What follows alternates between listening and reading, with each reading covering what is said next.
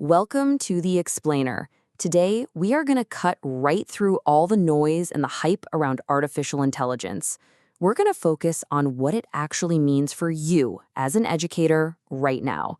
We'll get into what it is, how it works, and maybe most importantly, how it could really change your day-to-day in the classroom. So let's just start with a quick question.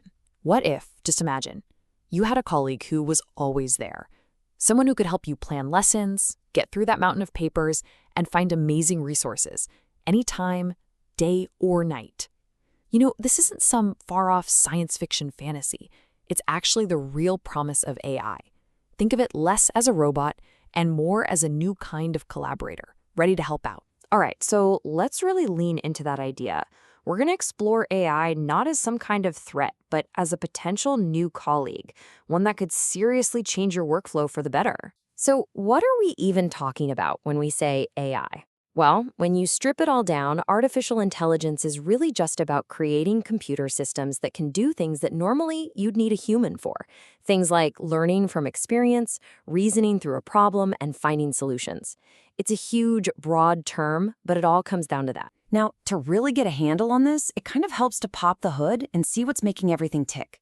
So let's spend a minute decoding the key technologies that are actually powering all these new tools you're starting to see everywhere. You know, the absolute best way to think about these terms is like one of those Russian nesting dolls. So artificial intelligence, or AI, that's the biggest doll. It's the whole field. Then you open it up, and inside you find machine learning. That's the real engine driving most of the AI we see today. It's the part that learns. And then, for some really complex problems, you open that doll up and you find deep learning. That's like a supercharged, more advanced version of the engine. They all fit together. So, how does this learning actually happen? It's not magic. It's actually a pretty logical process. First, the system just chomps through tons and tons of data. We're talking thousands of student essays or math problems. Then, just like a person would, it starts to see patterns. Oh, this is a common grammar mistake, or this is the right sequence of steps to solve this kind of problem. And finally, once it knows the patterns, it can use them to make a prediction or perform a task on something new. That's the secret sauce. Okay, so that's the what and the how behind the tech. But the real question is, how does this actually show up in your world, in the classroom? Let's look at some of the really concrete ways these tools are already being used to reshape teaching. And this right here, this is the partnership. This is where it gets really powerful. The AI takes on the grunt work, right? It can do a first pass on grading, highlighting common errors, or it can pull together a list of resources for a lesson plan.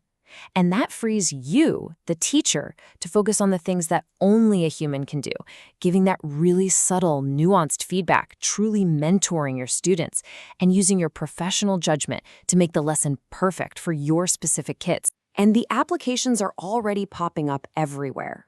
I mean, we're seeing tools that can give that first draft of feedback on an essay, or systems that create personalized practice quizzes for a student based on exactly where they're struggling.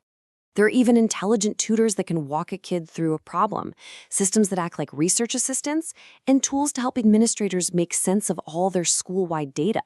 The potential is just huge. But, and this is a really big but, whenever you bring a powerful new tool into the picture, you have to think carefully. And that brings us to an absolutely critical topic. How do you navigate the ethics of AI as a teaching professional? This quote really hits the nail on the head.